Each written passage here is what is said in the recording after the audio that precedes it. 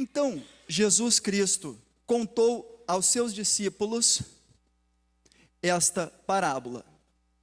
A terra de certo homem rico produziu muito bem. E ele pensou consigo mesmo: o que vou fazer? Não tenho onde armazenar minha colheita. Então disse: já sei o que eu vou fazer. Eu vou derrubar esses meus celeiros e vou construir outros, maiores ainda. E ali guardarei toda a minha safra e todos os meus bens. E após fazer isso, eu vou dizer para mim mesmo: você tem grande quantidade de bens, armazenados para muitos anos. Descanse, coma, beba e alegre-se. Você conseguiu. Só que aí vem a outra parte. Chega Deus então e diz para esse homem: insensato, esta noite a sua vida lhe será exigida. Então, quem ficará com o que você preparou? E a Bíblia então termina, Jesus Cristo sentencia: assim acontece com quem guarda para si riquezas, mas não é rico para com Deus.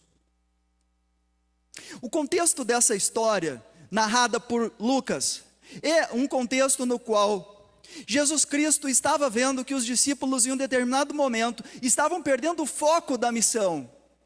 E aqui Jesus Cristo ele dá uma resposta que me parece até um tanto quanto impaciente, porque ele foi muito duro, ele foi muito contundente ao dizer isso para aqueles homens. Na verdade, Jesus Cristo, se vocês forem ver, não agora, não vai dar tempo, mas se vocês forem ver depois, esse contexto aqui é no qual ele havia sido indagado, interpelado por duas pessoas que estavam tendo uma contenda por bens.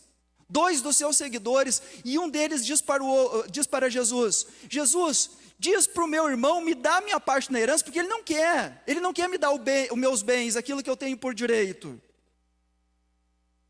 E Jesus Cristo então ali começa a ver que, olha, tudo o que ele havia dito não estava sendo bem entendido pelos seus discípulos. Eles estavam com muita dificuldade de entender que a missão do mestre era muito maior do que aquilo que eles poderiam pensar para a sua existência aqui nesse plano. E Jesus Cristo então começa ali a falar para aqueles homens que, olha, nada adianta você pensar que você, quando conseguiu tudo, se você não tiver Deus, esse tudo pode rapidamente se transformar em nada. E foi isso que Jesus Cristo passou para aqueles homens, para os seus discípulos, para aquelas pessoas que ali estavam. Mas sabem, Lucas, ele escreveu esse relato, o Evangelho de Lucas, cerca de 80 anos depois desse acontecimento, depois de Jesus Cristo haver contado essa história. E talvez essa história venha ter estado relatado nos evangelhos, porque Lucas também, 80 anos depois, ele percebeu a necessidade de que essa história fosse registrada na Bíblia, porque ali os cristãos, eles já estavam em contendas entre eles, e além disso, haviam muitas heresias, a perseguição implacável que Roma fazia também para os cristãos. Isso tudo estava dando muita instabilidade para os cristãos, para o povo de Deus naquele momento. E Lucas vem então e relata esta história. Mas o que mais me fascinou é o fato de que Lucas, o ideal que ele buscava, era o ideal que Jesus havia pregado, e que está lá em Atos 2, 43 a 45. Isso é fascinante, é bárbaro, a forma como os cristãos deveriam viver, a forma como Jesus Cristo havia pensado que os seus filhos deveriam viver aqui nesse mundo. Então, lá em Atos 2, diz o seguinte, que todos estavam cheios de temor E muitas maravilhas e sinais eram feitos pelos apóstolos.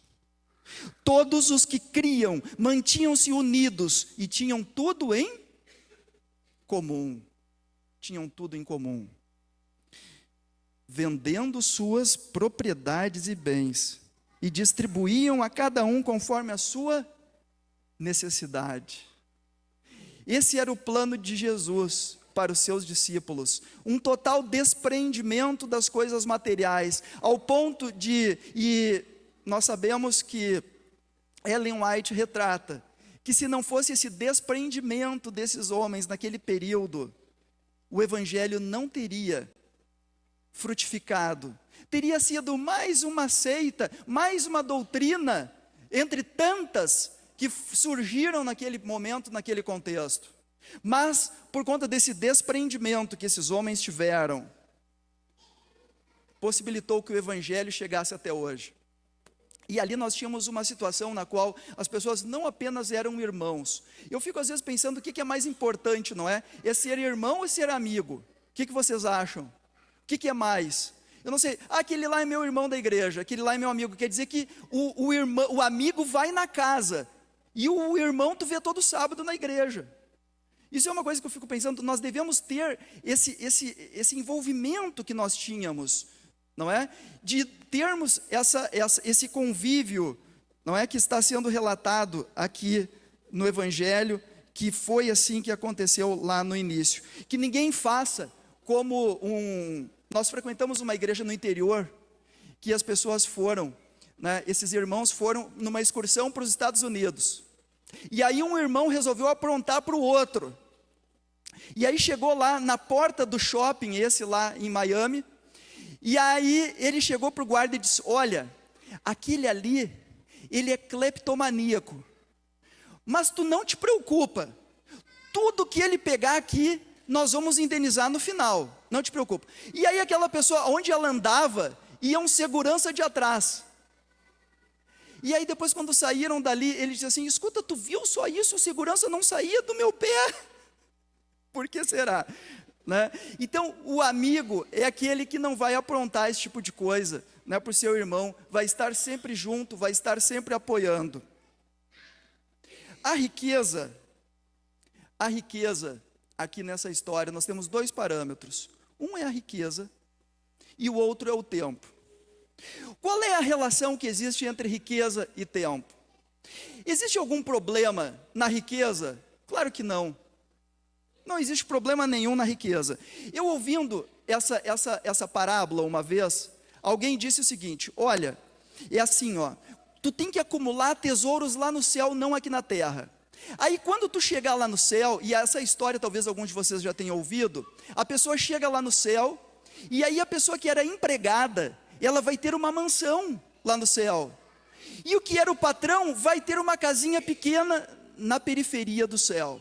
Será que isso é verdade? Será que vai ser assim mesmo? Será que é possível?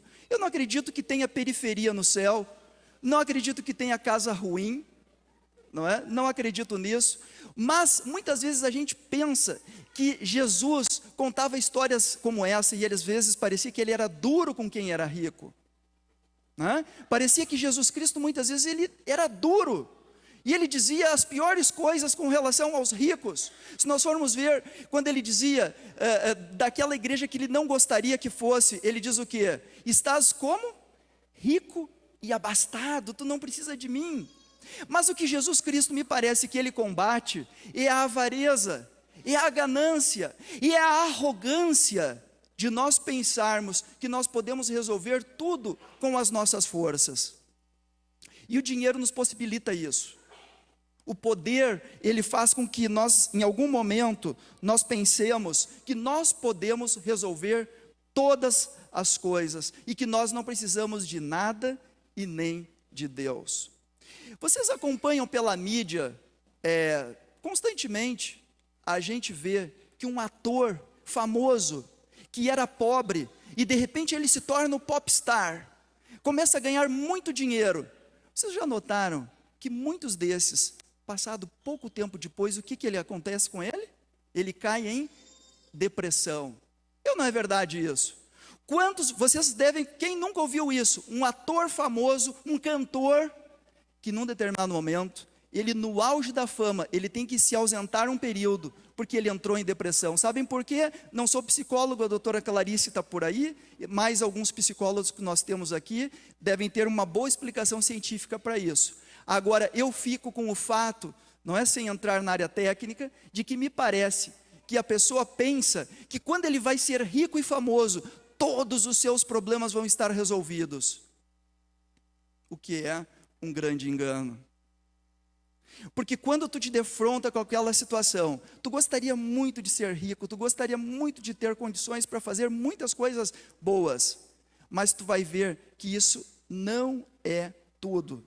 E era isso que Jesus queria dizer para aquelas pessoas, que isso não é tudo. A questão é que a Bíblia não possui palavras inúteis. E esse relato, ele poderia simplesmente ser um relato direto. Jesus simplesmente poderia ter dito: olha, meu filho, é o seguinte, tu estás te preocupando com bens, mas tu podes amanhã não precisar de bem nenhum. Mas Jesus Cristo, ele foi minucioso.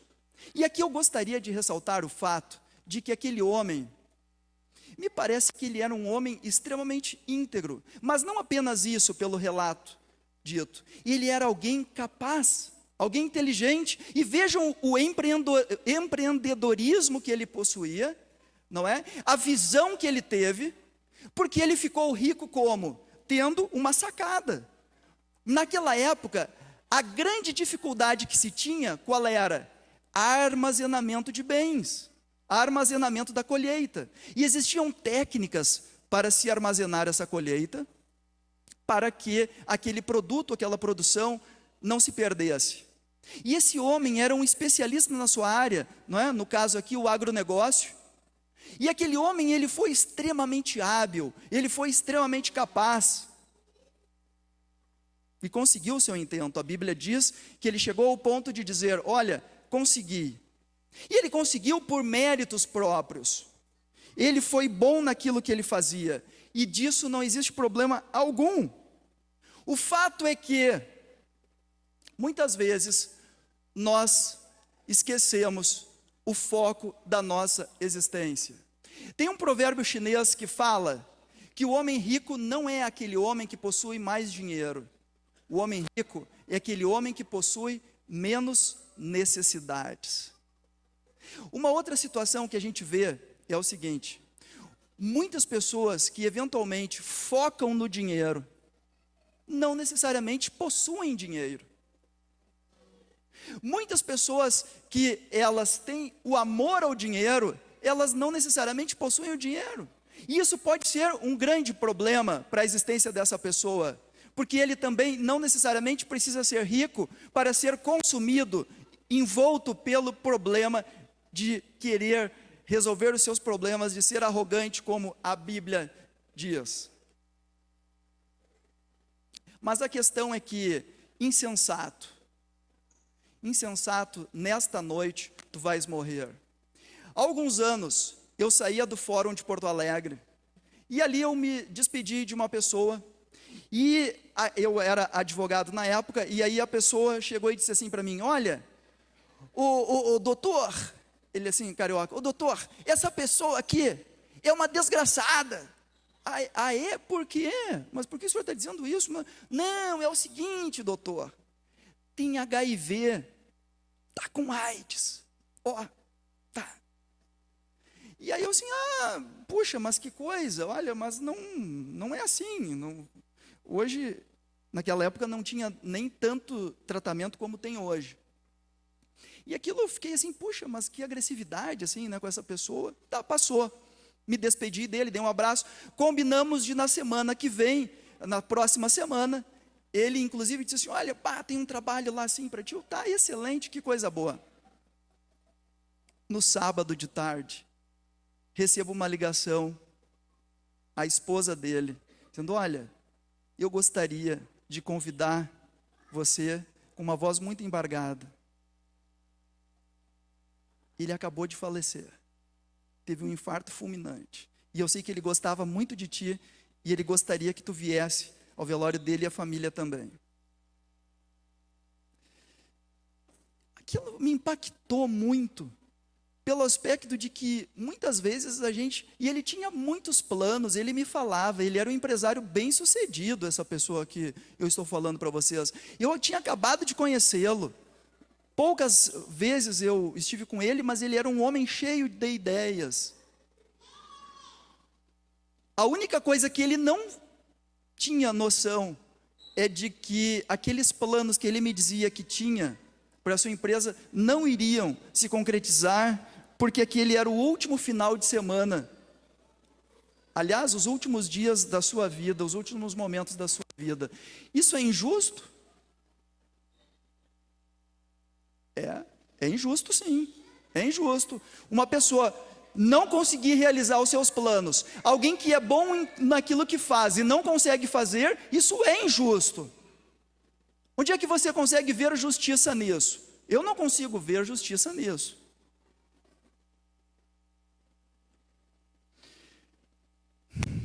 Alguns anos, nós tivemos 2 momentos que eu pude parar para pensar nisso. Acredito que você também, a maior parte dos que estão aqui, boa parte, chegou em algum momento a vivenciar, né, essas 2 personalidades, né, conviver com eles. E eu me recordo que a princesa Diana, ela era uma celebridade,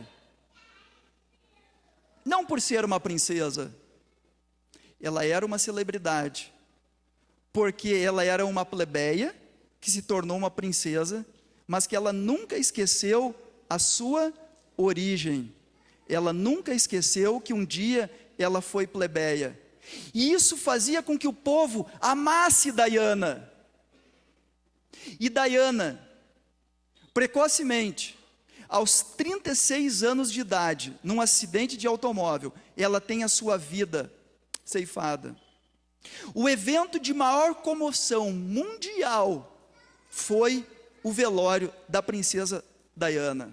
Nunca antes, proporcionalmente, claro, porque isso já tem alguns anos, nunca antes tantas pessoas assistiram ao mesmo evento televisivo quanto no velório da princesa Diana. O segundo evento maior foi o enterro do Papa João Paulo II.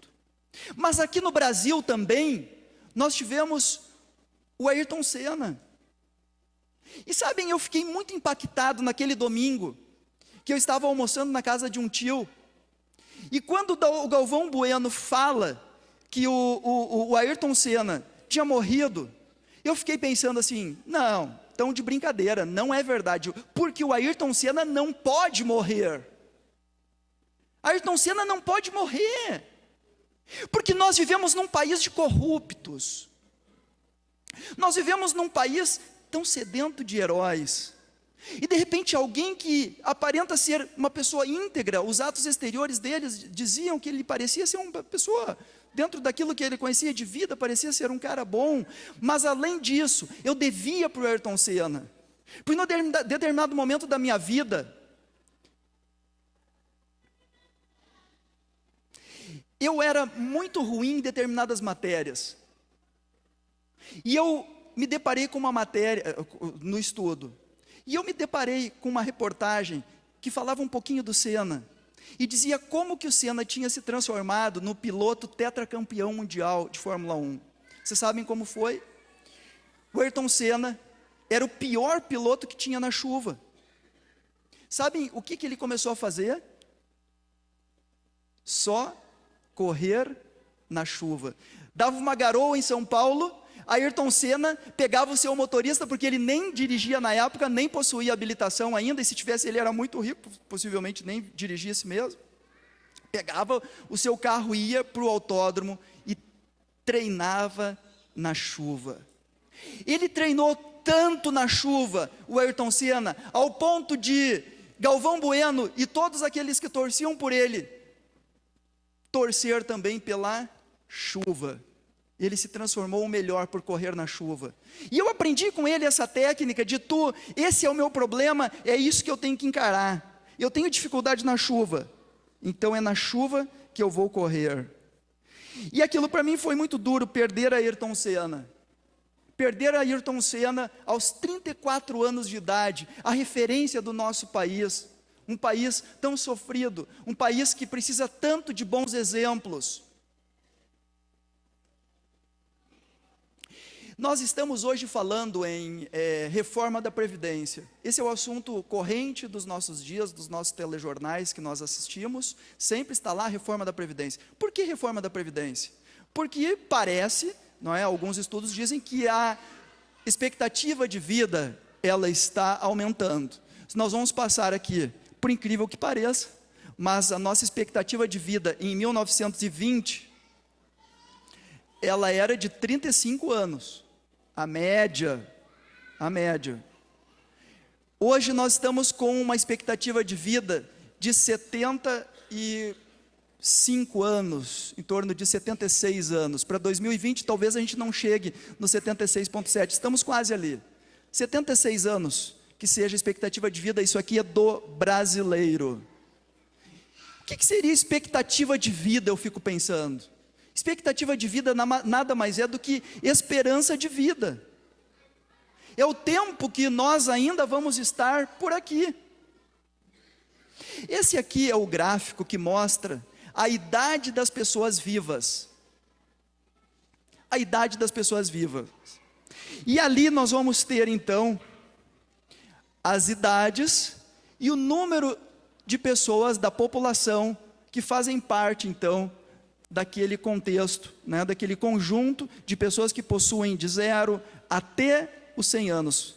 E nós podemos ver que esse gráfico, ele é um gráfico muito injusto, não é verdade? Porque quando a gente mais sabe as coisas, quando a gente pode errar menos, quando nós temos mais conhecimento acumulado, o que acontece? Ele começa vertiginosamente a ser o que? Engolido. Ele começa a diminuir, até ele sumir. Mas o fato é que quando a gente fala em expectativa de vida, em esperança de vida,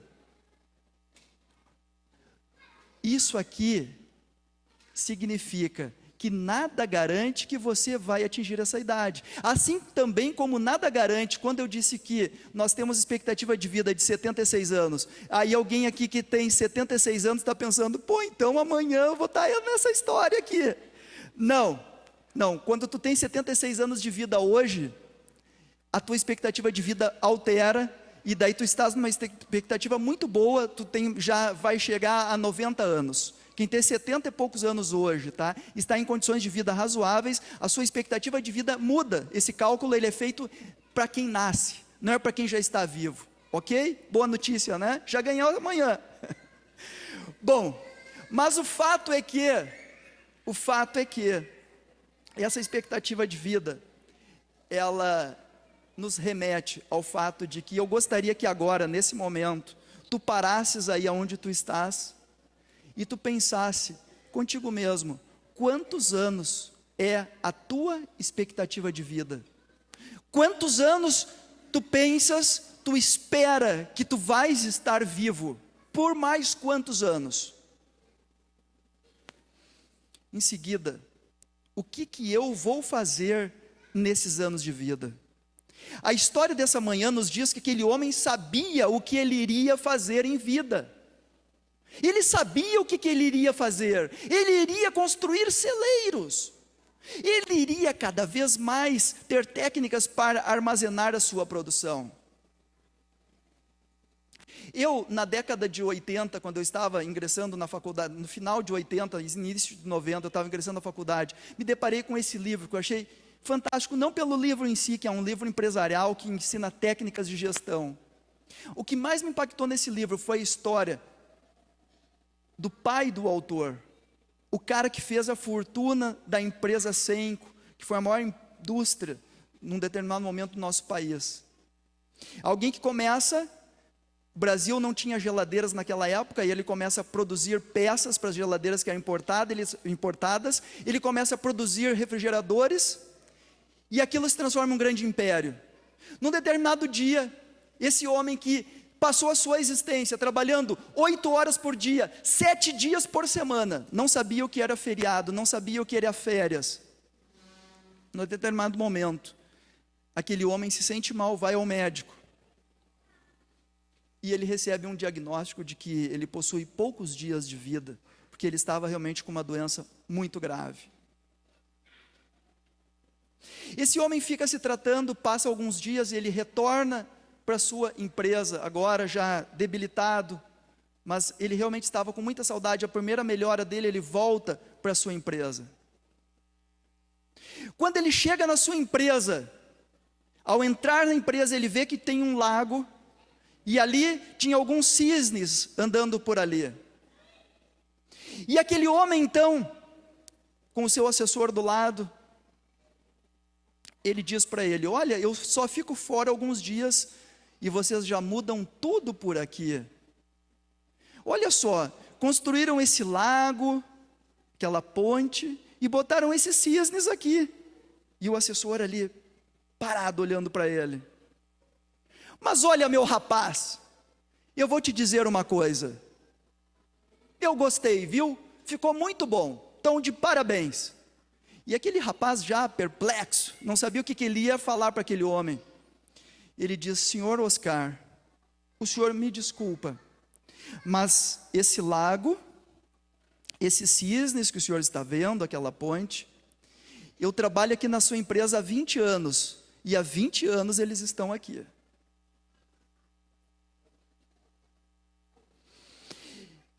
Como é que você tem vivido o período que você tem aqui, a sua existência? Qual tem sido o seu foco? Quais têm sido as suas prioridades? Quais têm sido as suas prioridades para uma existência, que ela é uma existência curta, com um fim inesperado, que a gente não domina o processo, que nós não temos o controle, que nós temos muita dificuldade. Eu fico pensando que talvez muitas dessas pessoas, se pudessem, elas teriam passado por essa vida de uma maneira muito diferente, não é? E quem sabe no seu epitáfio não estivesse assim: devia ter amado mais, ter chorado mais, ter visto o sol nascer. Você já acordou para ver o sol nascer? Já acordou para ver o sol nascer? Devia ter me importado menos. Será que nós não deveríamos ter nos importado menos com coisas pequenas e deixarmos para nos preocupar realmente com coisas que demandam a nossa atenção? Devia ter visto o sol se pôr, devia ter tido mais amor. A escritora norte-americana Ellen White, ela diz algo que eu acho fantástico: o hábito de ficar pensando em males antecipados não é sábio e nem é cristão. Assim fazendo, deixamos de desfrutar as bênçãos e aproveitar as oportunidades do presente. Isso é verdadeiramente viver. E é isso que Jesus diz, quando ele diz que nós devemos ter uma vida rica. O Uruguai é um dos países mais secularizados da América do Sul. Eu, conversando com alguns pastores, é isso, né, pastor José? Nós aqui temos alguns projetos no Uruguai, e há alguns anos que a gente vai lá para o Uruguai, e eu convivo com eles ao ponto de saber que eles realmente são muito secularizados. E uma das grandes dificuldades que nós temos é que as pessoas não conseguem desenvolver fé em Deus. Agora, nas férias de verão do ano passado, não, desse ano, do início desse ano, eu me deparei lá com uma história que todos vocês conhecem, eu também, mas eu não tinha me atentado para alguns detalhes desta história, porque a gente sempre vê o outro lado. Desta vez eu vi o lado do pai, que é esse cara ali, ó. É o cara que construiu a Casa Pueblo, tá? Que fica, vocês não estão conseguindo ver, né? A foto ficou meio borrada, aquela foto lá está até melhor, ó. Então assim, ó, essa é um monumento fantástico. É um monumento fantástico que fica no litoral, não é? Lá de perto, próximo de Punta del Este, a Casa Pueblo, feita boa parte dela à mão por Carlos Villaró. E é desse cara que realmente teve uma história que eu achei fantástica. O filho do Villaró, em 1972, embarcou neste avião que está aí na foto. Exatamente este avião. E esta foto foi tirada pouco tempo antes do voo. E esse filho do Carlos Villaró jogava num time de rugby. E eles teriam então um jogo em Santiago do Chile. E eles passariam com esse aviãozinho aí por cima das cordilheiras, iriam até Santiago. Só que um momento atrás, me permitam, eu já contei isso, eu passei por uma das piores turbulências da minha vida, exatamente em cima dos Andes. Eu e a Deise pensamos efetivamente que o avião fosse cair ali. E foi isso que aconteceu com esse avião, infelizmente, ele caiu. E ali, iniciaram as buscas por esse avião. Nos Andes, período da neve, período do inverno. E o que aconteceu? Eles não localizaram esse avião. Passaram-se quase 2 meses de buscas intensas, e eles encerraram as buscas. Mas o que mais me impactou nessa história, e por isso que eu trago ela nesta manhã, e a gente vê que quando a gente fala de Uruguai, um país tão cético, não é? Eu aqui pude me deparar com uma fé inigualável, que eu não sei se muitos de nós teríamos esta fé que Carlos Villaró teve. Porque quando a aeronáutica, tanto da Argentina quanto do Chile, encerraram as buscas, Villaró se manteve firme. Ele largou tudo o que ele fazia, ele largou a sua casa, largou a sua profissão, para se dedicar unicamente à busca ao resgate do seu filho. E Villaró, mesmo quando as buscas encerraram, ele não parou o seu trabalho. E ele, nem um dia, ele parou de buscar pelo seu filho. Até que num determinado dia, esse jovem viveu 72 dias nos Andes, com temperatura que chegava até 30 graus negativos à noite. Claro, ele era um jovem jogador de rugby, foram espertos, conseguiram, teve algumas questões envolvendo essa história que vocês conhecem, virou um filme, mas ele sobreviveu. E Carlos Villaró, que nunca desistiu de encontrar o seu filho, pôde abraçar novamente a Carlos, quando ninguém acreditava, mas ele nunca perdeu a esperança de encontrar Carlos, após um trágico acidente desse nos Andes. Você teria fé para isso? A questão é que nós, muitas vezes, esquecemos que o que mais importa nas nossas vidas não são bens materiais. E Jesus Cristo quer nos dizer que nós precisamos nos preocupar mais com as coisas que vão nos edificar nos céus, do que com os bens materiais, do que com os bens terrenos. Não adianta nada nós ganharmos o mundo inteiro e perdermos a nossa alma. Esta é a lógica do Evangelho. Esta é a lógica que faz com que, muitas vezes, nós não entendamos perfeitamente as coisas que acontecem por aqui. Mateus 6, 26, tem o meu versículo preferido de toda a Bíblia. E lá diz o quê? Contemplai as árvores dos céus. Elas não semeiam, não colhem, nem armazenam em celeiros. Vocês viram como o Evangelho é fantástico? Vocês estão vendo como o Evangelho é fantástico? Que lá teve a história do cara que armazenava em celeiro. E aqui num outro contexto, numa outra história, Jesus Cristo vem dizer o quê? Tu não precisa armazenar em celeiro, meu filho. Olha para as aves. Olha para as aves dos céus. Elas não estão preocupadas, mas uma outra questão é que nós, muitas vezes, somos levados a pensar que nós podemos cuidar de nós mesmos, mas muitas vezes nós andamos errantes. Esta foto circulou aí o mundo na internet há poucos dias. Esse cachorro estava perdido na cidade de Chicago, e ele foi resgatado por um grupo de resgate de animais. Ele estava ferido a bala, ele possuía diversas doenças, e é difícil a gente imaginar que esse serzinho fosse um dia recuperável, que um dia ele fosse resgatado. Foi exatamente isso que aconteceu. e aquele cachorro se transformou nesse aqui.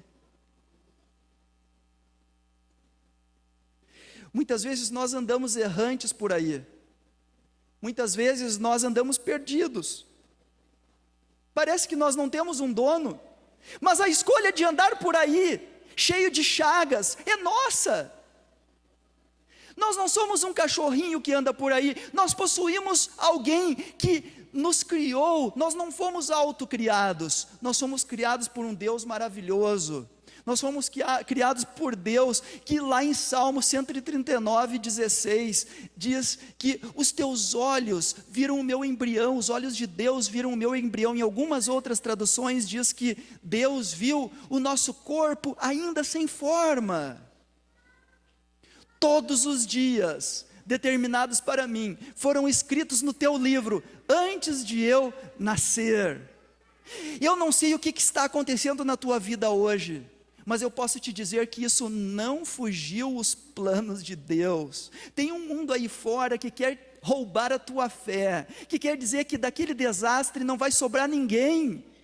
Aquele desastre que a humanidade sofreu lá atrás, não pode sobrar ninguém. Quando cai nos Andes não sobra ninguém, ninguém sobrevive.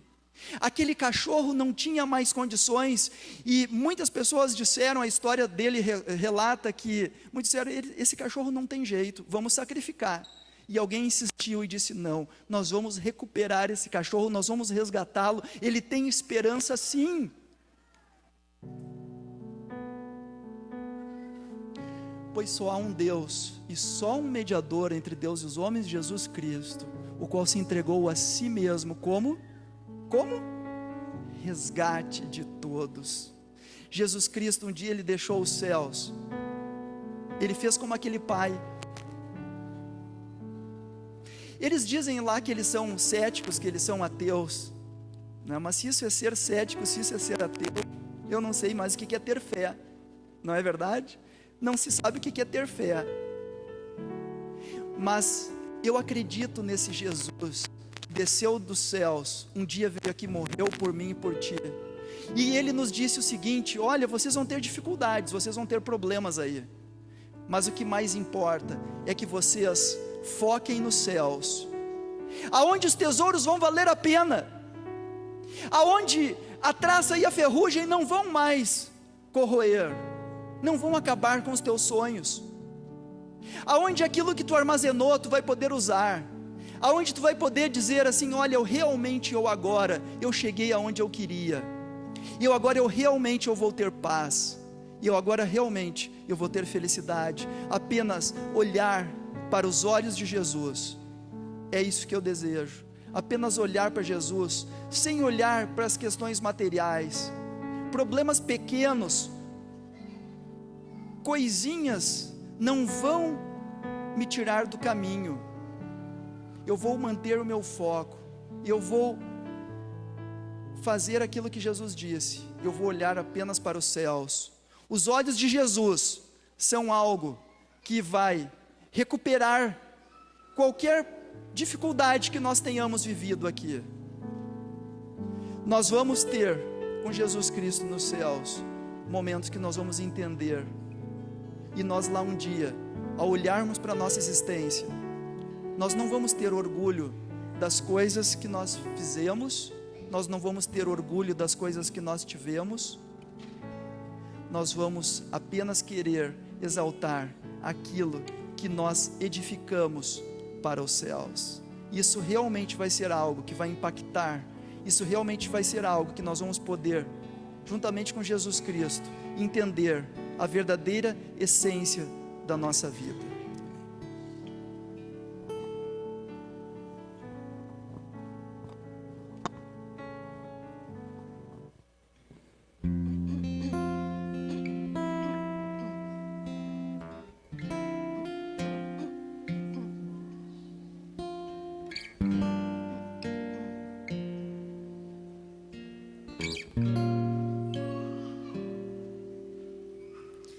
Eu só tenho um pedido, eu só tenho uma oração.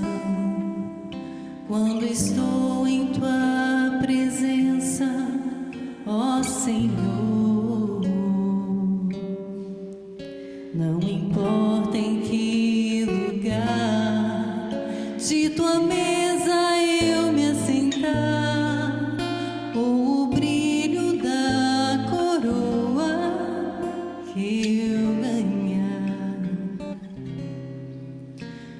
só tenho um pedido, se é que ainda tenho voz, se consigo pronunciá-lo em tua presença.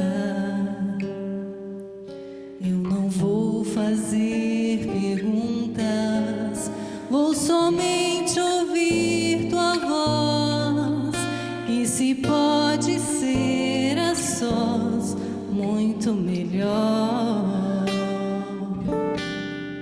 Só me deixe olhar bem fundo nos teus olhos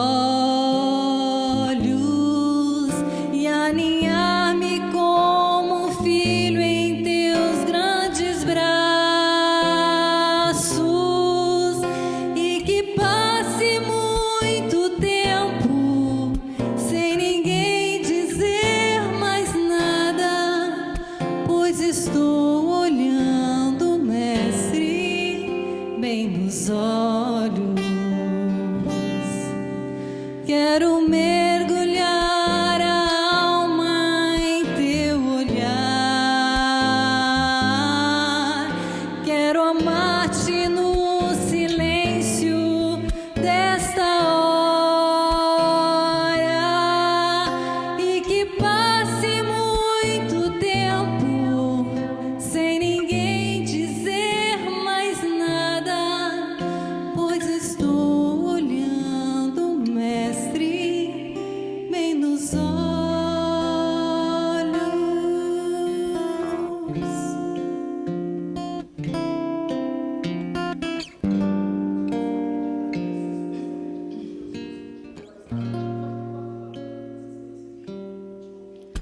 Eu só tenho um pedido, eu só tenho uma oração. Quando estou em tua presença, meu Senhor, não importa em que lugar de tua mesa eu me assentar, ou o brilho da coroa que eu ganhar, só me deixe olhar bem fundo nos teus olhos. Imagine os olhos Nem de que eu Cristo. seja fulminado em teu olhar, nem que eu caia ao chão prostrado, Amém. sem coragem nem alento, não importa, estou olhando pro meu Mestre. Meu mestre. Ao cair prostrado, vendo as tuas marcas, deixa-me chorar pegando nas feridas, e que passe muito tempo sem ninguém dizer mais nada. Esperei por isso toda minha vida. Esperei por isso toda minha vida.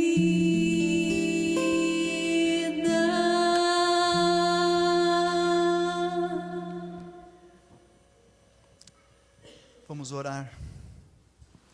Querido e amado Deus, obrigado, Senhor, por nesse momento nós termos um pedacinho dos céus na terra.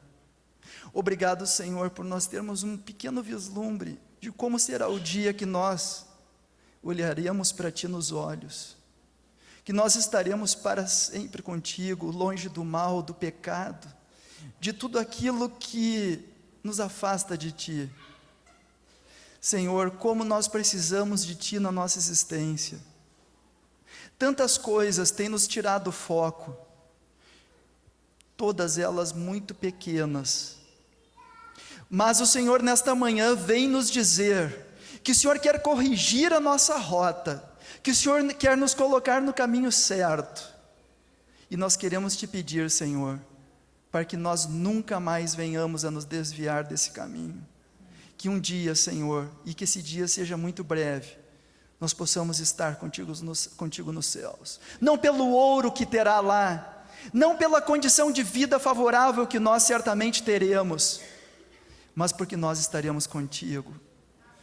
O Senhor que deixou a glória dos céus para vir ser humilhado aqui nesse mundo, para carregar as marcas do pecado que era nosso, mas para nos dar a esperança, não uma expectativa de vida de no máximo 100 anos, mas uma expectativa de vida eterna. Abençoa, Senhor, o pastor José, sua família, o pastor Denison, todos os nossos pastores. Nos conduza, Senhor Deus, em segurança aos nossos lares. Em nome de Jesus Cristo nós oramos. Amém. Amém, Senhor.